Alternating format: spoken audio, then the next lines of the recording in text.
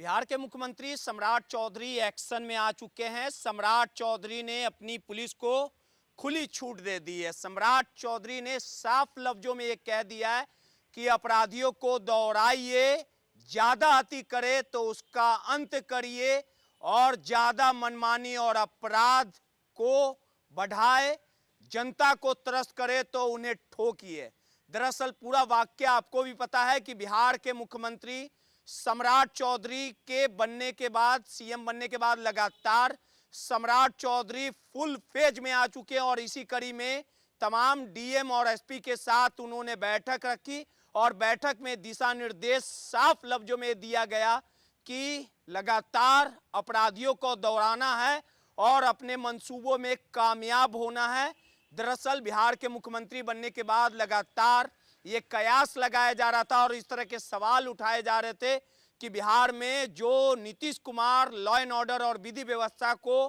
कायम रखा था, उस कायम के कारवे को सम्राट चौधरी बढ़ा पाएंगे, बिहार में सुशासन का राज कायम रहेगा। तमाम इस तरह के सवाल उठ रहे थे और आखिरकार सम्राट चौधरी ने इस तमाम सवालों को साफ कर दिया और ये बता दिया कि बिहार में सुशासन राज जो रहेगा वो कायम रहेगा। दरअसल आपको बता दें कि कल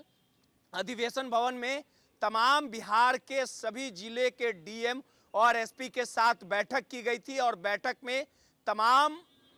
डीएम और एसपी को साफ लफ्जों में सम्राट चौधरी ने टास्क दे दिया है। विगत 24 घंटों के अंदर बिहार में जो दो बड़ी वारदातों को अपराधियों ने अंजाम दिया था, सुल्तानगंज के सरकारी कार्यालय में घुसकर जिस प्रकार से सरकारी अधिकारी की हत्या की गई और इस पूरे मामले में कई घंटों के बाद आखिरकार जो पुलिस है, सम्राट चौधरी की जो पुलिस है, उन्होंने रामधनी यादव का इनकाउंटर किया। दूसरे बड़े वारदात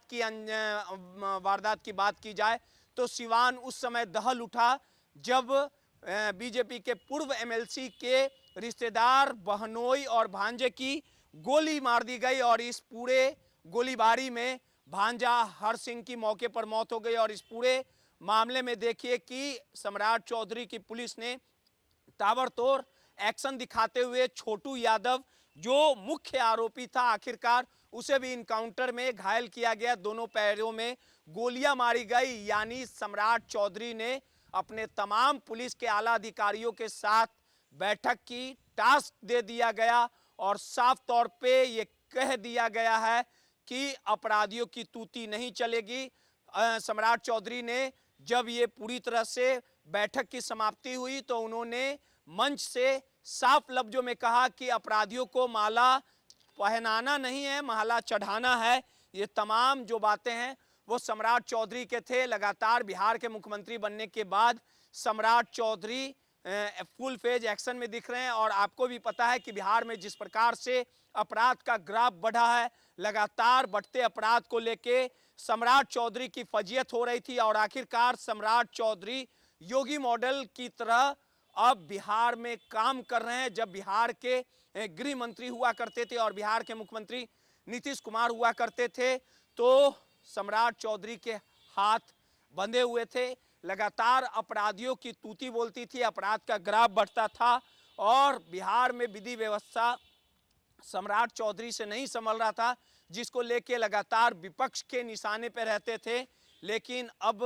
पूरे तरीके से बिहार की कमान सम्राट चौधरी के हाथों में है। आपको भी पता है कि बिहार के मुख्यमंत्री जब नीतीश कुमार थे तो बड़े बड़े जब घटनाएं होती थी तो इनकाउंटर की घटनाएं नहीं होती थी, लेकिन अब सम्राट चौधरी के बिहार के मुख्यमंत्री बनने के बाद जो अपराधियों पर नकेल कसा जा रहा है, अपराधियों पर लगाम लगाया जा रहा है। नीतीश कुमार के मुख्यमंत्री रहते अपराधियों की गिरफ्तारी होती थी, जेल भेजा जाता था और वो अपना नेक्सस जेल से ही चलाते थे, अपना गिरोह जेल से चलाते थे। लेकिन अब अपराधियों की उल्टी गिनती शुरू हो चुकी है। अपराधी अगर गोली का जवाब पुलिस को देंगे तो जवाबी कार्रवाई में पुलिस भी अपराधियों पर जवाबी कार्रवाई देगी। और आखिरकार सम्राट चौधरी ने जो बातें कही थी कि अपराधियों की जगह जेल या जहन्नुम होगा, उनका पिंडदान गया में किया जाएगा, उसी के तर्ज पे सम्राट चौधरी और सम्राट चौधरी की पुलिस अब निकल पड़ी है और योगी के राह पे सम्राट चौधरी भी कुछ इसी तरह की वस्तुस्थिति बिहार में बना रहे। यानी बाबा का जो खौफ था वो खौफ अब बिहार में सम्राट चौधरी का भी देखने को मिल रहा है और इस खौफ से कहीं ना कहीं अपराधी डरे हुए हैं। और ये दो बड़ी इनकाउंटर ये साफ तौर पे दर्शाता है कि ये सिर्फ टेलर है, पिक्चर अभी बाकी है। सहयोगी राहुल के साथ रोहित, माईपीडीए समाचार, पटना।